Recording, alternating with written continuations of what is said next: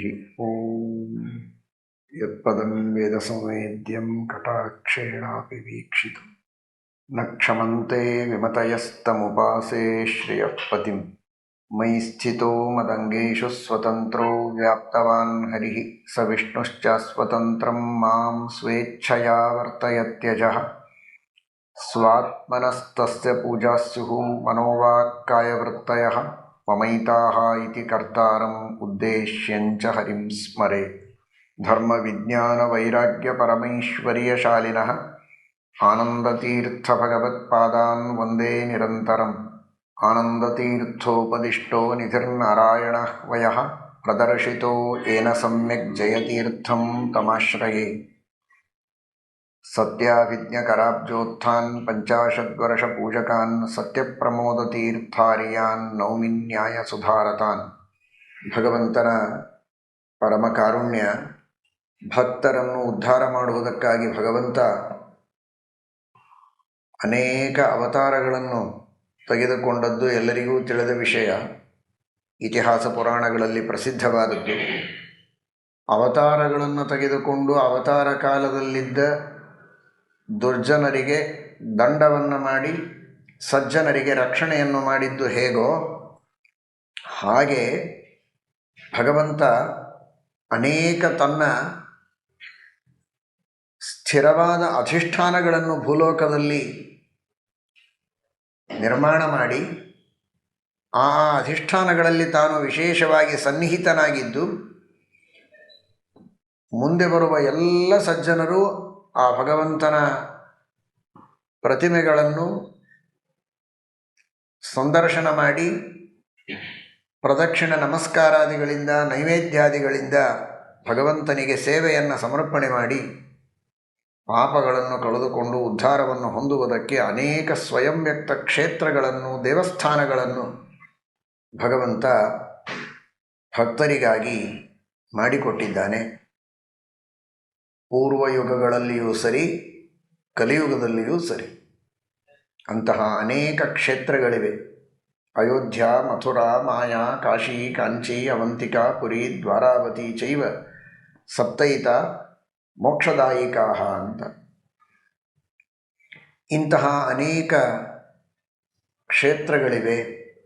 ಅದರಲ್ಲಿ ಪ್ರಸಿದ್ಧವಾದ ಕ್ಷೇತ್ರ, ದಕ್ಷಿಣ ಭಾರತದಲ್ಲಿರುವಂತಹ ಒಂದು ಕ್ಷೇತ್ರ, ಅದು ಕಾಂಚಿ.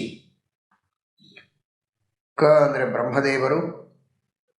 ಬ್ರಹ್ಮದೇವರು ಅಲ್ಲಿ ವರದರಾಜನನ್ನು ಅಂಚನ ಮಾಡಿದ್ದು, ಪೂಜೆ ಮಾಡಿದ್ದು. ಬ್ರಹ್ಮದೇವರು ಪೂಜೆ ಮಾಡಿದಂತಹ ಒಂದು ವಿಶಿಷ್ಟವಾದ ಸನ್ನಿಧಾನ ಅಲ್ಲಿರೋಣದರಿಂದ ಅದು ಕಾಂಚಿ ಎಂಬುದಾಗಿ ಪ್ರಸಿದ್ಧವಾಗಿದೆ. ಅಂತಹ ಪವಿತ್ರವಾದ ಕ್ಷೇತ್ರದಲ್ಲಿ ಭಗವಂತನ ಸನ್ನಿಧಾನ, ಅಲ್ಲಿರುವ ಅನಂತ ಸರೋವರ, ಅಲ್ಲಿರುವಂತಹ ಪ್ರದಕ್ಷಿಣೆಯ ಒಂದು ಸಂದರ್ಭದಲ್ಲಿ ಎಲ್ಲ ಭಕ್ತರು ಸ್ಪರ್ಶ ಮಾಡುವಂತಹ ಹಲ್ಲಿಗಳು, ಇವುಗಳೆಲ್ಲ ಒಂದು ವಿಶೇಷವಾದ ಆ ಕಾಂಚೀಪುರದ ವೈಶಿಷ್ಟ್ಯ ಎಂಬುದಾಗಿ ನಾವು ತಿಳಿಯಬಹುದು.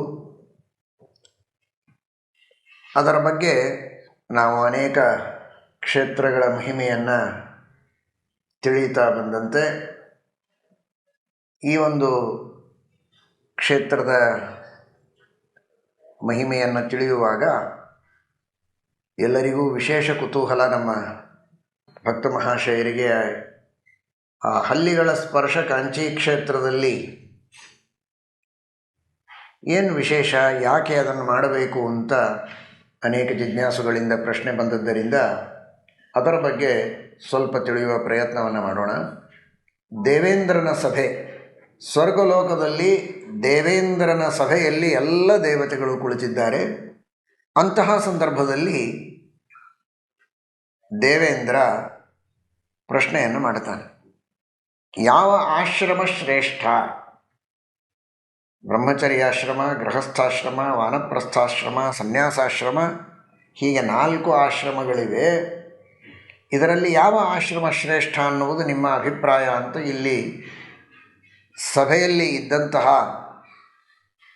ಸಜ್ಜನರು ಇದರ ಬಗ್ಗೆ ನಿಮ್ಮ ಅಭಿಪ್ರಾಯವನ್ನು ವ್ಯಕ್ತಪಡಿಸಬಹುದು ಅಂತ. ಇಂದ್ರದೇವರಿಗೆ ಇದು ಗೊತ್ತಿಲ್ಲ ಅಂತಲ್ಲ, ಇಂದ್ರದೇವರಿಗೆ ಎಲ್ಲವೂ ಗೊತ್ತು.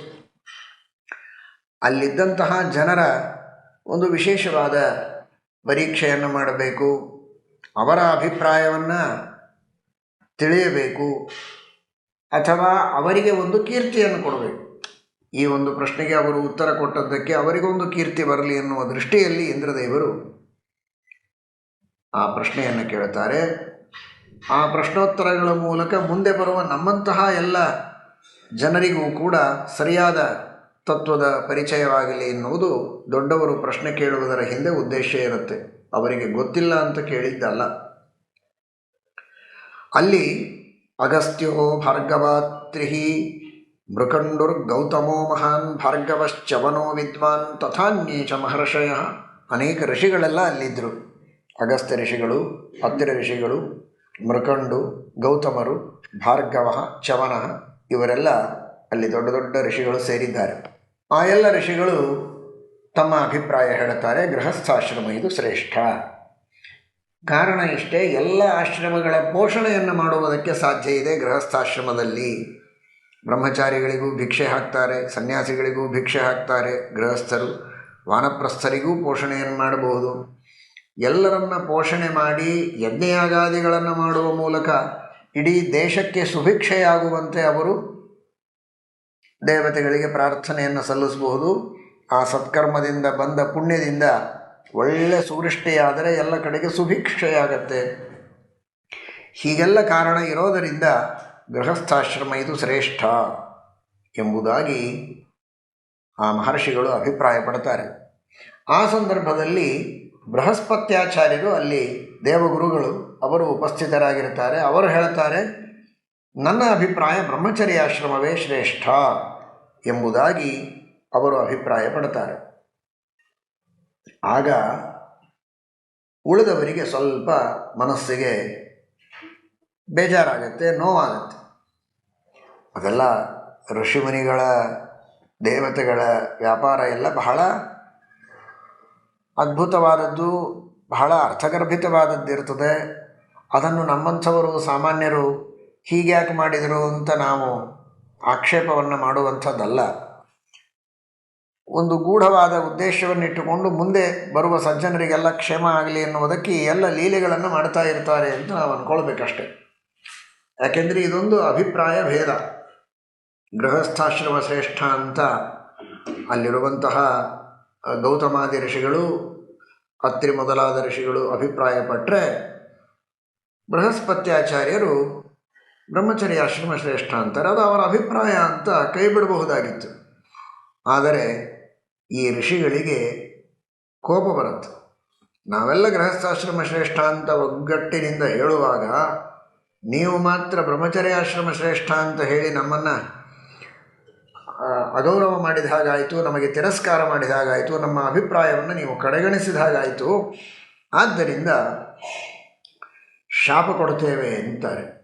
ಯಸ್ಮಾತ್ತ್ವಂ ಅವಲೇಪೇನ ಸರ್ವಾನ್ನ ಸತ್ಯವಾದಿನಃ ಅಧಿಕ್ಷಿಪಸಿ ಮಂದಾತ್ಮನ್ ಹೀನಾರ್ಥಂ ಸ್ವಾರ್ಥತದ್ಧ್ರುವನ್ ತಸ್ಮಾರಿತಃ ಪ್ರಪತಿತೋ ಭೂಮ್ಯಾಂ ದಾರಿದ್ರ್ಯಪೀಡಿತಃ ಸರ್ವದುಃಖ ಸಮಾಯುಕ್ತೋ ಭವ ರೋಗೈ ಪ್ರಪೀಡಿತಃ. ನಮ್ಮೆಲ್ಲರಿಗೆ ತಿರಸ್ಕಾರವನ್ನು ಮಾಡಿ, ನಾವು ಸುಳ್ಳು ಹೇಳಿಲ್ಲ, ಶಾಸ್ತ್ರದ ಆಧಾರವನ್ನಿಟ್ಟುಕೊಂಡು ಒಂದು ನಿರ್ಣಯಕ್ಕೆ ಬಂದು ನಾವು ಗೃಹಸ್ಥಾಶ್ರಮ ಶ್ರೇಷ್ಠ ಅಂತ ಒಂದು ಅಭಿಪ್ರಾಯದಿಂದ ಹೇಳಿದ್ದು. ಆದರೆ ನೀವು ಅದನ್ನು ತಪ್ಪು ಅಂತ ಹೇಳಿ ಬ್ರಹ್ಮಚರ್ಯಾಶ್ರಮ ಶ್ರೇಷ್ಠ ಅಂತ ಹೇಳಿದರೆ ನಮಗೆಲ್ಲ ತಿರಸ್ಕಾರ ಆದ ಹಾಗಾಯಿತು. ಆದ್ದರಿಂದ ನೀವು ಭೂಮಿಯಲ್ಲಿ ಹುಟ್ಟಬೇಕು, ಅಲ್ಲಿಯೂ ದಾರಿದ್ರ್ಯದಿಂದ ಕಷ್ಟಪಡಬೇಕು, ಅನೇಕ ರೋಗಗಳಿಂದ ಕಷ್ಟಪಡಬೇಕು. ಆ ತರಹ ನೀವು ಭೂಮಿಯಲ್ಲಿ ಹುಟ್ಟಬೇಕು ಅಂತ ಬೃಹಸ್ಪತ್ಯಾಚಾರ್ಯರಿಗೆ ಶಾಪ ಕೊಟ್ಟಿದ್ದಾರೆ. ಈ ಸಂದರ್ಭದಲ್ಲಿ ನಿಮ್ಮ ಮನಸ್ಸಿನಲ್ಲಿ ಒಂದು ಪ್ರಶ್ನೆ ಬಂದಿರುತ್ತೆ, ಅಲ್ಲ ಇವರೆಲ್ಲ ಋಷಿಗಳು ಚಿಕ್ಕವರು, ಬೃಹಸ್ಪತ್ಯಾಚಾರ್ಯರು ಬಹಳ ದೊಡ್ಡವರು, ದೇವಗುರುಗಳು. ತಾರತಮ್ಯದಲ್ಲಿ 10ನೆಯ ಕಕ್ಷೆಯಲ್ಲಿ ಬರ್ತಾರೆ ಬೃಹಸ್ಪತ್ಯಾಚಾರ್ಯರು. ಇಲ್ಲಿ ಚವನ ಋಷಿಗಳು ಇವರನ್ನೆಲ್ಲ ಹೇಳ್ತಾರೆ, ಚವನ ಋಷಿಗಳು 19ನೆಯ ಕಕ್ಷೆಯಲ್ಲಿ ಬರ್ತಾರೆ. ಹೀಗೆ ಬೇರೆಯವರೆಲ್ಲ ಬೇರೆ ಬೇರೆ ಕಕ್ಷೆಗಳಲ್ಲಿ ಬರ್ತಾರೆ, ಬಹಳ ಚಿಕ್ಕವರು, ಕೆಳಗಿನವರು. ಅಂಥವರು ಬೃಹಸ್ಪತ್ಯಾಚಾರ್ಯರಿಗೆ ಶಾಪ ಕೊಡಬಹುದಾ ಅಷ್ಟು ದೊಡ್ಡವರಿಗೆ ಅಂತ? ಭಗವಂತನ ಒಂದು ವ್ಯವಸ್ಥೆ ಇದೆ. ಚಿಕ್ಕವರು ದೊಡ್ಡವರಿಗೆ ಶಾಪವನ್ನು ಕೊಡಬಹುದು ಅಂತ ಶ್ರೀಮದ್ ಭಾಗವತ ತಾತ್ಪರ್ಯದ 6ಠ ಸ್ಕಂಧದಲ್ಲಿ ಈ ವಿಷಯವನ್ನು ಶ್ರೀಮದ್ ಆಚಾರ್ಯರು ತಿಳಿಸಿಕೊಟ್ಟಿದ್ದಾರೆ. ಚಿಕ್ಕವರು ಕೂಡ ದೊಡ್ಡವರಿಗೆ ಶಾಪ ಕೊಡಬಹುದು. ಭಗವಂತನ ಆಜ್ಞೆಯಂತೆ ಚಿಕ್ಕವರು ಕೊಟ್ಟ ಶಾಪವನ್ನು ದೊಡ್ಡವರು ಸ್ವೀಕಾರ ಮಾಡುತ್ತಾರೆ. ಅದು ಪೂರ್ಣ ಅವರಿಗೆ ಫಲಿಸಬೇಕು ಅಂತಲ್ಲ, ಅದನ್ನು ಅವರು ಕಡಿಮೆನೂ ಮಾಡಬಹುದು. ಸ್ವಲ್ಪ ಹೊತ್ತಿಗೆ ಆ ಶಾಪವನ್ನು ತಿರುಗಿಸ್ಬೋದು, ಅದನ್ನು ವಿಫಲ ಮಾಡ್ಬೋದು. ಅತ್ಯಲ್ಪಾಶ್ಚ ಅಲ್ಪಕಾಲೀನಾಹ ಅಂತಾರೆ. ಸ್ವಲ್ಪ ಪರಿಣಾಮ ಆಗತ್ತೆ, ಆದ ಸ್ವಲ್ಪ ಪರಿಣಾಮವು ಕೂಡ ಸ್ವಲ್ಪ ಕಾಲದಲ್ಲಿರುತ್ತೆ, ಮತ್ತೆ ಅದನ್ನು ಅವರು ಸರಿಪಡಿಸಿಕೊಳ್ಬಹುದು. ಆದರೆ ಶಾಪ ಕೊಟ್ಟವರಿಗೆ ಮಾತ್ರ ಬಹಳ ಕಷ್ಟ ಆಗತ್ತೆ. ಕರ್ತೃಣಾಂ ಜ್ಞಾನಪುಣ್ಯಯೋ ನಿಶ್ಶೇಷೇಣ ನಿಹಂತಾರಃ. ಯಾರು ದೊಡ್ಡವರಿಗೆ ಚಿಕ್ಕವರು ಶಾಪ ಕೊಡ್ತಾರೆ, ಆ ಚಿಕ್ಕವರ ಪುಣ್ಯ ಜ್ಞಾನ ಎಲ್ಲವೂ ಹ್ರಾಸವನ್ನು ಹೊಂದುತ್ತದೆ, ಅದೆಲ್ಲದರಲ್ಲಿ ಹಾನಿಯಾಗತ್ತೆ. ಎಂದಿಗೂ ದೊಡ್ಡವರಿಗೆ ಶಾಪ ಕೊಡಬಾರದು ಅನ್ನುವುದು ಮಾತ್ರ ಸತ್ಯ. ಆದರೆ ಕೊಟ್ಟರೆ ಕೊಡಲಿಕ್ಕೆ ಆಗತ್ತೋ ಇಲ್ವೋ ಆಗತ್ತೆ, ಕೊಡೋದರಿಂದ ಹಾನಿ ಇದೆ. ದೊಡ್ಡವರಿಗೆ ಹಾನಿ ಬಹಳ ಇಲ್ಲ, ಅದನ್ನು ಸ್ವಲ್ಪದರಲ್ಲಿ ಪರಿಹಾರ ಮಾಡಿಕೊಳ್ಳುವುದಕ್ಕೆ ಸಾಧ್ಯ ಇದೆ. ಹೀಗೆಲ್ಲ ನಿರ್ಣಯವನ್ನು ಶ್ರೀಮದ್ ಆಚಾರ್ಯರು ಭಾಗವತ ತಾತ್ಪರ್ಯದಲ್ಲಿ ಹೇಳಿದ್ದಾರೆ. ಆ ಬೆಳಕಿನಲ್ಲಿ ಈ ಒಂದು ವಿಷಯವನ್ನು ನಾವು ಚಿಂತನೆ ಮಾಡಿದಾಗ ಅವರು ಶಾಪ ಕೊಟ್ಟಿದ್ದಾರೆ, ಅದರಿಂದ ಅವರಿಗೆ ಪುಣ್ಯಹ್ರಾಸಾದಿಗಳೇ ಆಗಿರ್ತವೆ, ಹಾನಿಯಾಗಿರ್ತದೆ ಅಂತ ನಾವು ತಿಳಿಯಬಹುದು. ದೇವರ ಆಜ್ಞೆಯಂತೆ ಶಾಪವನ್ನು ಸ್ವೀಕಾರ ಮಾಡಿದ್ದಾರೆ ಬೃಹಸ್ಪತ್ಯಾಚಾರ್ಯರು. ಅವರು ನರ್ಮದಾ ತೀರದಲ್ಲಿ ಒಂದು ಸಾಧಾರಣವಾದ ಗ್ರಾಮ, ಹಳ್ಳಿ, ಅಲ್ಲಿ ಒಂದು ಬ್ರಾಹ್ಮಣ ಕುಟುಂಬದಲ್ಲಿ ಬೃಹಸ್ಪತ್ಯಾಚಾರ್ಯರು ಶಿಶುವಾಗಿ ಅವತಾರವನ್ನು ಮಾಡ್ತಾರೆ, ಜನಿಸ್ತಾರೆ. ಈ ಶಾಪದಿಂದ ಶಿಶುವಾಗಿ ಜನಿಸಿದ ಬೃಹಸ್ಪತ್ಯಾಚಾರ್ಯರು ಬಹಳ ದಾರಿದ್ರ್ಯವನ್ನು ಅನುಭವಿಸ್ತಾರೆ. ಯಾಕೆಂದರೆ ತಂದೆಯೂ ಕೂಡ ಬಹಳ ದಾರಿದ್ರ್ಯದಿಂದ ಕಷ್ಟಪಡ್ತಾ ಇರ್ತಾರೆ. ಸಜ್ಜನರು, ಆದರೆ ದಾರಿದ್ರ್ಯ ಇರ್ತದೆ. ಉಂಚವೃತ್ತೇ ದರಿದ್ರಸ್ಯ ಜಜ್ಞೇತಸ್ಯ ಸುತೋ ನೃಪ. ಉಂಚವೃತ್ತಿ ಅಂತ ಅಂದರೆ ಅವರು ಪ್ರತ್ಯೇಕವಾಗಿ ಧಾನ್ಯವನ್ನು ಕೊಂಡು ತಂದು ತಿನ್ನುವಷ್ಟು ಶ್ರೀಮಂತಿಕೆ ಇದ್ದವರಲ್ಲ. ಧಾನ್ಯವನ್ನು ರಾಶಿ ಹಾಕಿದಾಗ ರಾಶಿಯೆಲ್ಲ ತೆಗೆದುಕೊಂಡು ಹೋದ ಮೇಲೆ ಉಳಿದಿರ್ತದೆ, ಅದನ್ನು ಇಂಥವರು ವಿರಕ್ತರು ತಗೊಳ್ಳಿ ಅಂತ ಬಿಟ್ಟಿರ್ತಿದ್ರು ಪ್ರಾಚೀನರು. ಅದನ್ನು ತಂದು ಜೀವನವನ್ನು ನಡೆಸಿದರೆ ಅದು ಶಿಲಾ ವೃತ್ತಿ.